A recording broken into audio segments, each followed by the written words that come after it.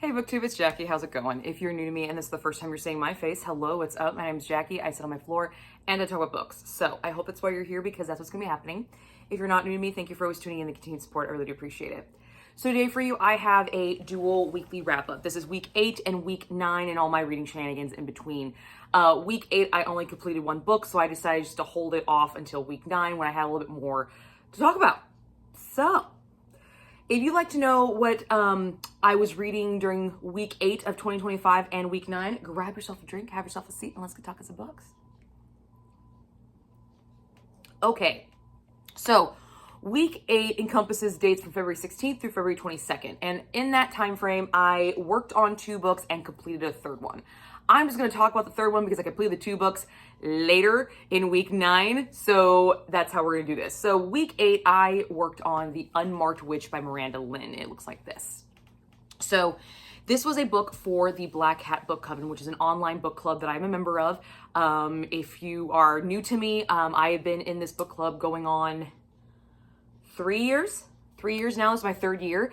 And it is with 3 other lovely ladies on YouTube. Laura from A Book Circus, Becky from FirstLadyReads, and Kristen from Christian Craves Books. And we meet once a month, or twice a month actually, one for Reading Sprint and one for a live show to discuss witchy books that we all pick. And The Unmarked Witch was actually Laura's pick for February. We've already had our live show. It was February 26th. I will link it here so you guys can go check it out. It was a good time. It was a good time.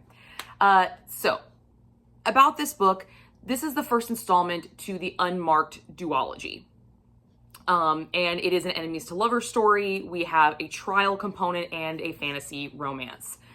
In this story, we follow Raven, who's a young witch in a world where your skin is marked by the spells that you've received. So if you receive a spell, it's somewhere marked in like a ruined form on your body, okay? And Raven is in a unique case because she has magic, but no markings. When she receives a spell, the marking does not appear on her skin. We do not know why, and you do not find out why. Just gonna tell you that right now, you do not find out why in the first book. Hopefully in the second book, you do. Well, her coven leader has died, and so they're now issuing trials to find a new coven leader, and her friend are selected to go into these trials. And they are hosted by the Dark King, and the chosen must venture forward to complete these trials that will test their magic and themselves. So basically a true trial trope kind of component with the story. However, Raven's unmarked body intrigues the Dark King, and her body, although unmarked, also intrigues him in other ways. So we get a nice enemies to lovers kind of component in this story, and that's where our story really kicks off, is once the trials really begin. So what worked in this book? Friendship between Kira and Raven. Kira is the friend. I loved their friendship. It was so cute. They were ride or die friends. They loved each other. They were there for each other, and their friendship is going to get tested in the series.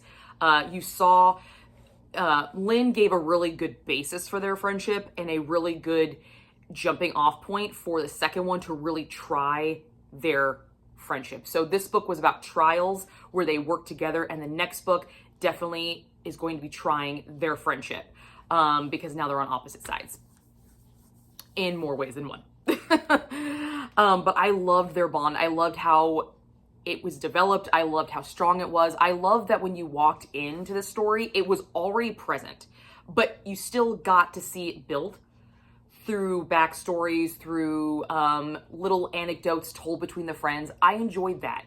That was really, really fun. And also, it just reminded me of my girlfriends. It just reminded me of my girlfriends and having a good time. And I really, really enjoyed it. I thought that was a really nice component of the story, and I had a superb time with it. Absolutely. The romance between the Dark King and Raven. It's very, very reminiscent of Feyre and Rhysand from A Court of Thorns and Roses. So if you're a fan of that, you will probably enjoy this romance. It brought back all of those feels. It did. I was reading this and I was like, man, this reminds me so much. I'm so happy. Like, I was just vibing with this book, 100% vibing with this book. And I just had a really, really good time with that romance. Could have been fleshed out a little more? Absolutely. But hopefully in book 2, we'll actually really start to get some serious trials with this relationship. So yeah, for what I had of it, it was fun time. It was a good time. It was. And it made me smile. It made me smile. It did. It just reminded me so much of them. And it just made me feel good. I really enjoyed the variation of the trials in this story. I like trial books. I think they're kind of fun, especially to see the uniqueness of the trials people pick. And I liked all the elements that were tested. So there's this opening component where they have to go through all the coven leaders, and each coven leader removes one of the selected before they actually get to said trials. So there's like pre-trials and then the trials. And I thought that was really kind of cool. I really enjoyed that because those tests were just basically luck of the draw, luck of the chance. Honestly, they weren't really anything that you could study for, you could practice for, you could, strategize for. It was just, one of them was literally like, hey, we don't have time, so pick a number between 1 and 50, and the person that gets closest to 50 goes home. Like, closest to the number that I chose. Like, goes home. Like, that was it. That was one of the trials. Like, what? How does that even fucking work? But I enjoyed just because it showed another level to the coven leaders that this person who won the trials would be working with. And I didn't realize that until the end of the book. And I'm like, oh, okay. So that was a nice layer of like, not suspense, but more of like a surprise at the end of the story that was just like, oh, okay, so we're doing some shit here. This is not just, okay, all right. Well played. Well played, lady. Well played. Well played indeed. I enjoyed that because I didn't realize that's what I was getting until the very end of the story. And I'm like, oh, I like when the author pulls wool over my eyes. I enjoy that. I enjoy being surprised and not seeing things coming out of left field. I thoroughly enjoy that.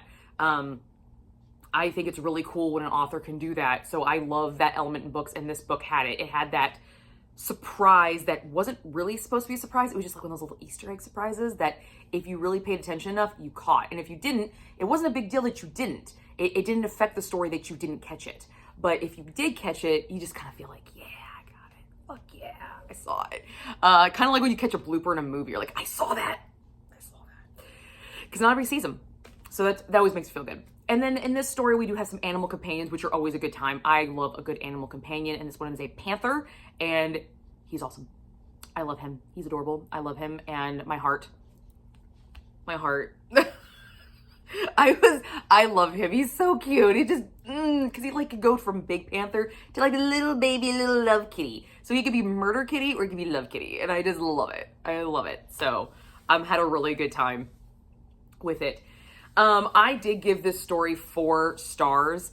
I wanted to give this thing 5. I really did because I had such a good time with it. But there was something about this book that just did not sit well with me. And that's what didn't work in this book. And that is, it is way too similar to ACOTAR.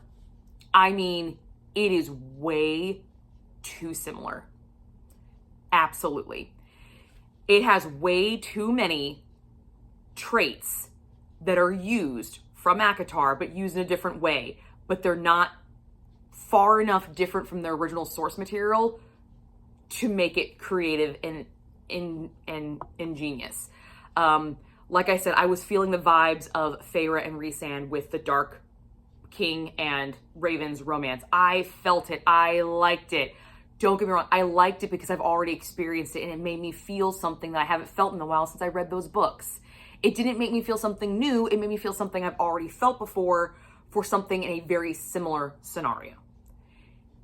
This author, in her author notes, definitely said that she was inspired by Sarah J. Maas. And there was more, I don't want to say ripping off because it was more of a tribute. I don't want to say she ripped off because she didn't. She took parts that she related to, that she liked, and she elevated those. But they were definitely seen in that. And I couldn't get past that. I was like, because this woman had a good story. I enjoyed the story. I did. But it was just too similar. There were just too many similarities. The Dark King has these raven-like wings. He's got markings. Rhysand has wings and markings.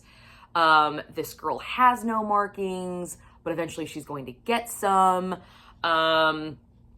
Trials, like in the Court of Thorns and Roses, all the trials she had to do to get there. We have similar names. Yeah, there was just a lot. There was this communication through notes. Rhys and Feyre. There was so, especially Rhys and Feyre, the Raven and Dark King component was really just, it was like a funhouse mirror of Rhysand and Feyre. Like, you still saw Rhysand and Feyre, but it was distorted and twisted and not a bad image, not an ugly image, just not what you were thinking, but still beautiful in its own right. So that's what knocked it down. That's what knocked it down. It wasn't unique enough. But I still had a very good time with it. I do plan on continuing with the rest of the series. As for a spice scale, this is a 2.5 on Chili Pepper scale for me. It was a very, very slow build romance, but it did get there. It did get there. There's a lot of fucking angst in the story. Holy shit, there's a lot. But it's a nice burning angst. It's an angst that it's not irritating and annoying like teenage angst. It is, you know what's going to happen. It's just we're waiting for the right time. And you know this time is not the right time. You know this time is not the right time. The pieces are not, there's not enough drama to make this hookup really worthwhile yet.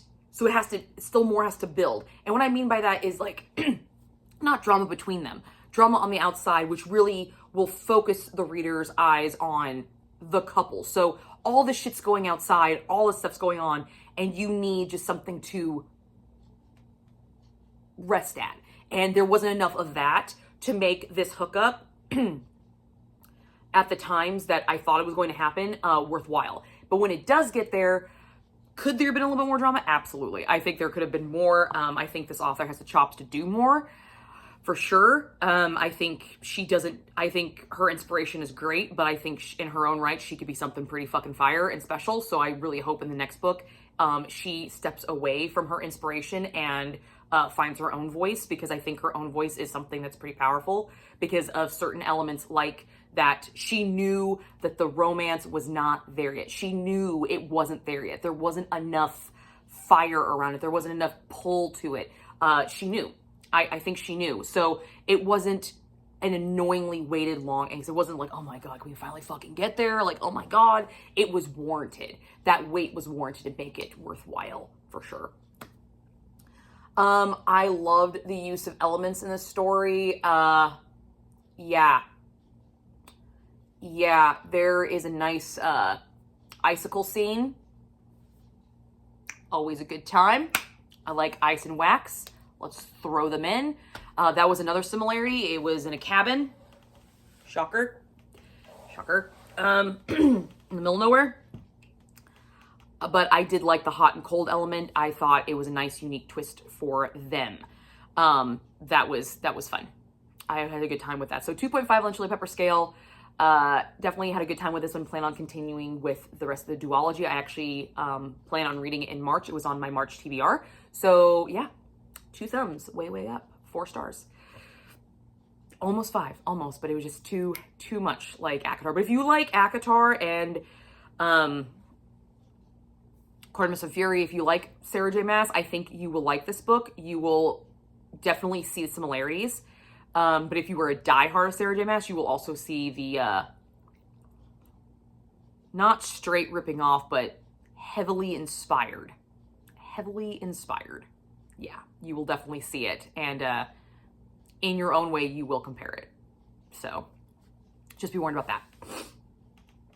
So that's what I completed in week 8. I did work on 2 other books, which I did complete in week 9. So let's just go into that. So week 9 was from the dates of February 23rd through March 1st. And I completed, finally, after taking a fucking month to read this book, Helen of Troy by Margaret George. So let's fucking start talking about this thing, okay? It took me a month to read this book, guys. It took me a month, okay? A month.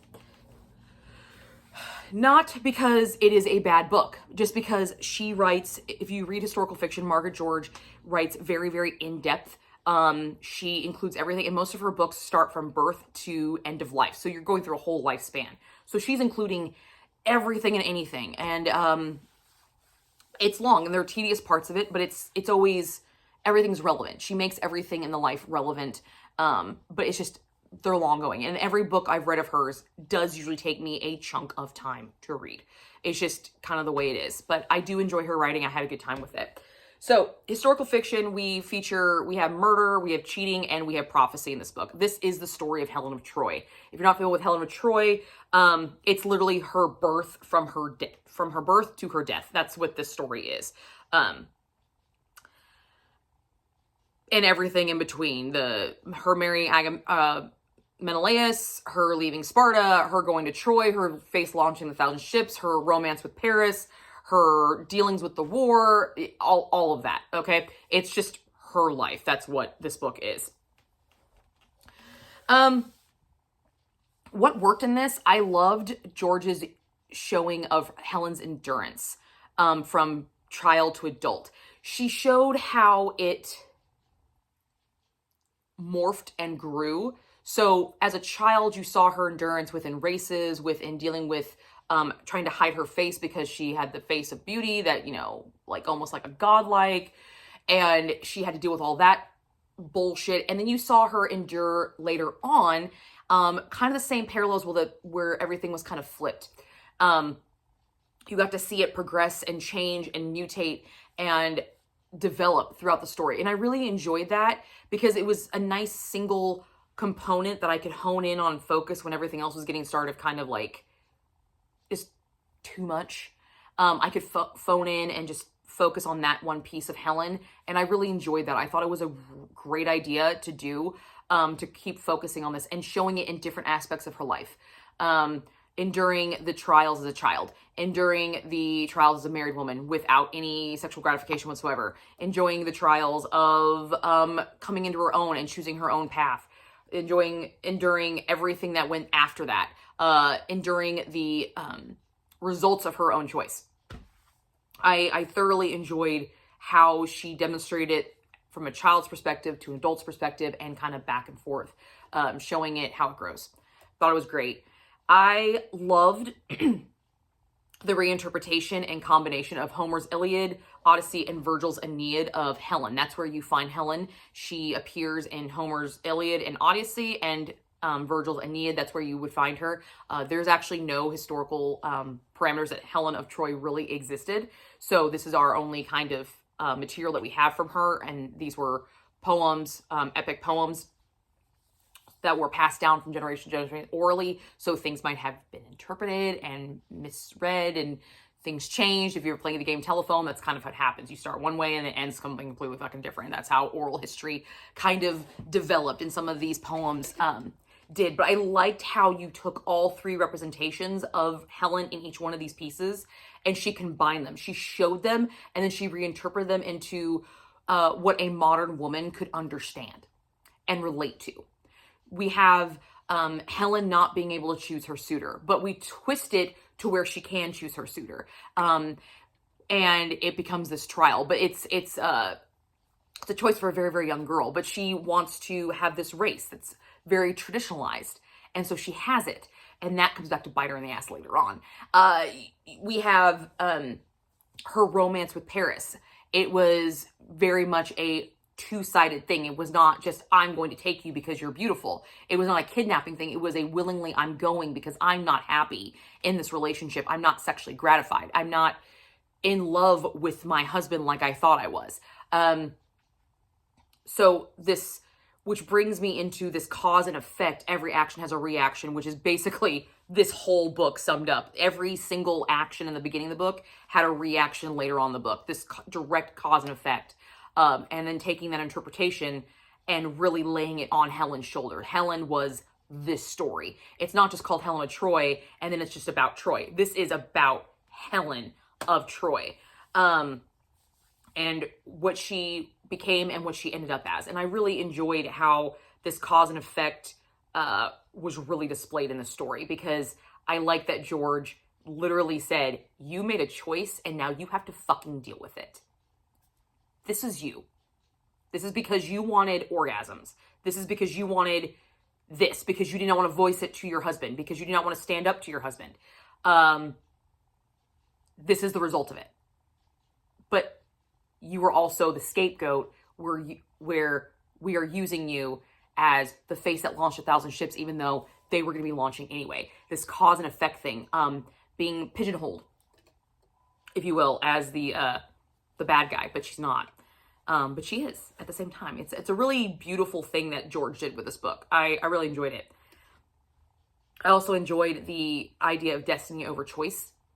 There's a lot of reference to this of prophecy, that Paris was under prophecy, Helen was under a prophecy, and if you know about the prophecy, it's going, you want to try to avoid it, but by avoiding it, you enact it. I really enjoyed how that still stayed through the entirety of the book, with all the prophecies that we saw. So this really undertone of, is it fate or is it choice? Like, do you actually have free will, or are there things that are just out of your control you can't avoid no matter how hard you try? And if you try hard to avoid them, you're only going to speed them on. I enjoyed that. I enjoyed what this book did for me. It made me think. It made me feel. I had a really good time with it. Really, really good time. However, there was something that I did not like in the story that I wish George would have done and acknowledged. Because you see, I only gave this book 4.5 stars. So it was really fucking close. It's really close, guys. But throughout this entire book, she has given Helen this dualistic nature. This, she's beautiful, but she's strong. She's intelligent, but she can be stupid. She can make stupid choices.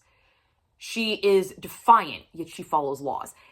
This dualistic idea of Helen, and it really comes down to Helen was Helen of Sparta and Helen of Troy. And it showed her the strength of Sparta. It showed the endurance of Sparta. Sparta was a country of warriors, okay? Troy was known for its beauty, for its elegance, for its opulence. Helen was supposed to be the most beautiful woman in the world. So, from Sparta, she is this strength and this endurance and this power keg. She walks in a room and she commands presence because of what she looks like. She goes to Troy. She's just a decoration in an already gorgeous, beautiful city. But she's also a representation of what this city really is. So she is both Helen of Sparta and Helen of Troy. And what I did not like about this book is at the very end, she takes away that dualistic nature and only leaves her as Helen of Troy. When she was always, through the entirety of the book, both. She was that strong-willed, she was that independent, she was that free-thinking, she was that enduring force that a warrior needs. But at the end of the book, she let her remain just the trinket on the shelf. The beautiful star on top of the Christmas tree.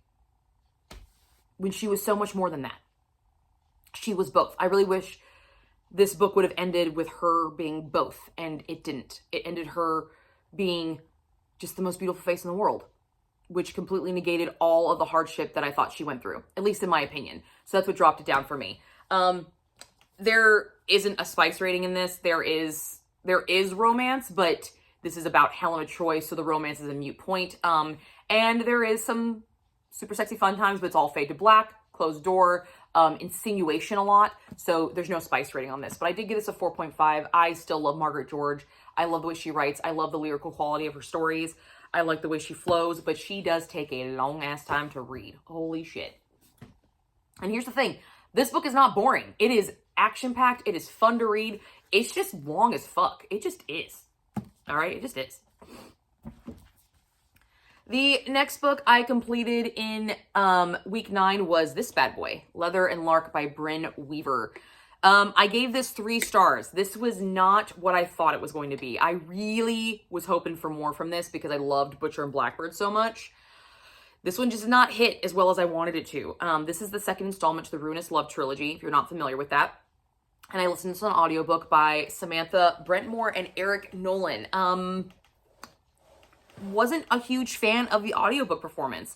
While the first book, loved the audiobook performance. This one just didn't hit well for me. I don't really know why. I didn't really enjoy the narrator's voice, the tones, the way they delivered lines. It wasn't a slam dunk for me on that one. But in this book, we have murder, cannibalistic torture, fake marriage. We have a remote sex toy, which is always a good fucking time. We have a very, very long grovel. So if you like grovels, this is your book. We have he falls first trope and a degradation kink.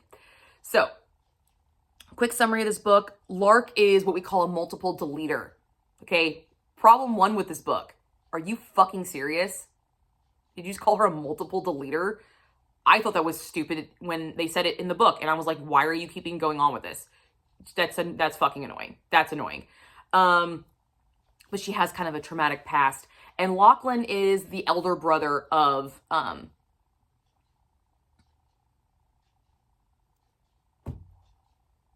can't think of his name from Butcher and Blackbird. The butcher, the butcher, like, Roan? No, it's Sloane and Rowan? Maybe it's Rowan? I can't remember. Can't remember. That sucks. Anyway, Lachlan is the oldest of the three brothers. The second one, the middle one is who we feature in Butcher and Blackbird. So now we're with Lachlan, and he is a contract killer who comes into Lark's family's crosshairs because Lark is kind of like a mafioso daughter on top of it. But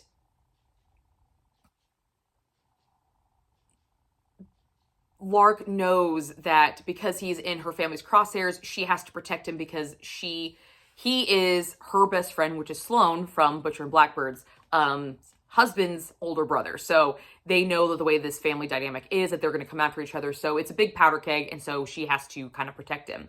So they decide to do a fake quick marriage to tie the families together because marriage is an unbreakable thing. Apparently friendship is not strong enough, but legality and love is. That's the whole purpose of this. But their pasts don't know if they can complete a successful marriage because Lark just plays everything way too close to the fucking vest and Lachlan's kind of nosy. So, what worked in this? The tie-in with Rowan and Sloane. It was Rowan. Yay, it was in my notes right there. I like their tie-in. We got to see them again. They still had their same wicked banter that they had in the first book.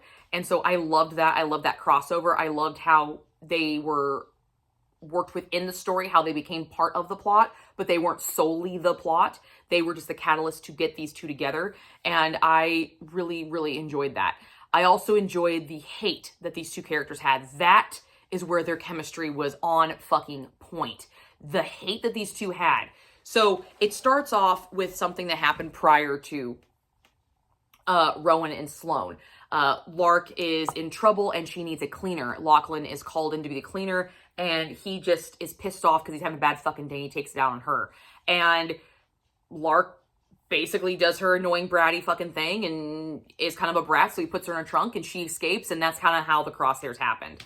And their mutual hatred for each other because now Lachlan is on the deep end with his boss and Lark hates him because she put him in the trunk. So they mutually blame each other for their own kind of like bullshit. But their hate was fantastic. Their arguments, their spurns, their digs at each other, that was fucking fire. That is what kept me coming back, is when they fight. I like that more than their actual romantic chemistry because that was just understood. It's the only way I could say that is it had premise, it had a reason to be there, but it was just understood that it was there because their hate was so good and so like potent that you're like, yeah, there's something else. There's something else there. Let's see. But when it got to that level, it just wasn't hitting the way that hate did at all. Because that's all that pretty much worked in this book. Yeah, I was a little distraught on this one. I was hoping for a lot more on this one. What didn't work though was I did not feel the connection between these two. When they were angry at each other, felt the fucking connection. I had reason, I had purpose, I had attitude, I had fire, I had passion. When they actually got together romantically, there was no passion there. There was no, I need you. Like, there was no fire between them. It It was basic. It was basic, guys. And it was not fun. The synopsis for putting them together, this whole, we have to get married so my family doesn't kill you, so my best friend's husband doesn't come after my family and hurt my best friend because she's my best friend. That's really long-winded and beaten around the bush. That premise just was not strong for the book. This book needed another reason to put these two together. I loved having Roan and Sloane in here, don't get me wrong, but the situation that was set up to make them the catalyst of why the ultimate reason that they had to get together was to protect these two, that was bullshit. Because if you've read Butcher and Blackbird, you know damn well that these two do not need any fucking protection, okay? They don't. At all. Okay? At all. They don't need it. So that was just bullshit from the start. It was bullshit. And honestly, if somebody had just said something about what's going on, Roan and Sloane would take it on their own and been like, yeah, we're good. We got this. You don't even fucking do shit. Don't be with somebody that you fucking hate. Like, don't. So the synopsis just wasn't strong. But it needed something. It needed a whole different scope of putting them together. It really fucking did. Because it didn't fit with the previous storyline that you have given me. It did not. At all. And Lark was fucking annoying. I did not like her. She was irritating. She was fake. And it showed. She wasn't even a good fake. She's trying to be all prim and proper and giddy and funny and, glitter bomb lady. Okay. But we know that there's a dark side to her. The reason I connected with Sloane so much in Butcher Blackbird is because she accepted who the fuck she was. There was no hiding what she was. Lark did not have to hide shit about who she was. Because we already seen it successfully done with Sloane, okay? She could have been honest with Sloane. Sloane would have fucking understood. But no, you are lying to your own quote-unquote best friend that you're marrying some dude for to protect. Get fucked. No, you are a fake-ass bitch. Deuces. Did not like her at all. From, the get-go. And this obsession with glitter, don't get me wrong, I love glitter. I'm a glitter girl, okay? But there is a point where there's too much. And gold stars do not make everything great. Okay? They just don't. Sometimes it makes it gaudy. It makes it trashy. And that's what it did in this book. Okay? Thanks. Spice scale, though. 3 chili peppers on this one. This did have some good spice. We have a degradation kink, which is always a nice call. Didn't fit for Lark's character, though. Didn't. Tried and it failed. It fit for Lachlan's, though. Him being the deliverer of it, that fit. Her being turned on by receiving it, no. It did not fit. It was too out there for her character. It just was. It just didn't fit. None of the... It just didn't fit. It just didn't. It didn't sit well with me on her. It was done well, though. It was. I'd rather have been with somebody else. Truthfully. I loved Lachlan's dominance in the bedroom. Oh my God. I like Lachlan in the bedroom. I did. A lot. Oh my God, yes. I wish it would have carried over into the non-sexualized scenes, because in the non-sexualized scenes, his dominance just looked kind of ridiculous. It didn't sit. Kind of like her degradation kink did not sit with her in the bedroom scenes. His dominance did not sit with him in the non-bedroom scenes. It was kind of a mutual, this does not fit these. This book had a lot of really good pieces, but they did not make a pretty picture when you put them together. So it's like that puzzle piece that you've tried in this spot a million times, and you know in your gut that it should go here, but it does not fit. The shape does not fit, but everything else around it fits, but it just doesn't fit. This had everything makings of being something solid and good, just like Butcher and Blackbird, but it did not click together.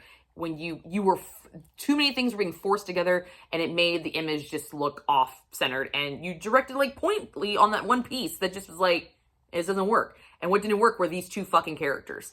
These two characters did not work together. They didn't. They just didn't, to me. And there was nothing other than them hating each other. Didn't work.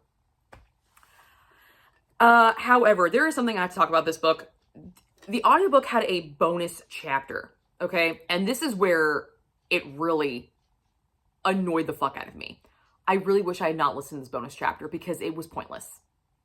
It was pointless. There's also pegging in this book, which I am always a fan of in books. Like, bring that shit on, dude. It was not incorporated into the story at all, but it could have been. The fact that the author included this chapter, which was a hot fucking chapter, it was a hot chapter at the end of the book, which possibly prevents you from ever reading it. Why put it in there in the first place? Why? Because in this pegging scene, it derails Lachlan's dominance, but it does emphasize the fact that Lark is a spoiled brat and gets what she wants. And that is that's the most realist I saw Lark. So I liked this chapter because this is the realest I saw Lark at, but it's the most unreal I saw of Lachlan. So you just took this really cool dude and made me like, ugh. But then you took this chick that I didn't like in the first place and gave her like, it, again, this pieces that work, but they just don't work together. And that chapter just kind of set me on it. I'm like, I'm done. This is annoying. This is annoying. But I wonder how it would have been if she would have incorporated it into the actual story instead of just a bonus piece. Because all it really was an extra sex scene is all it was. And it wasn't even that great of a sex scene. Because you had pegging. And pegging's great. But the fuck?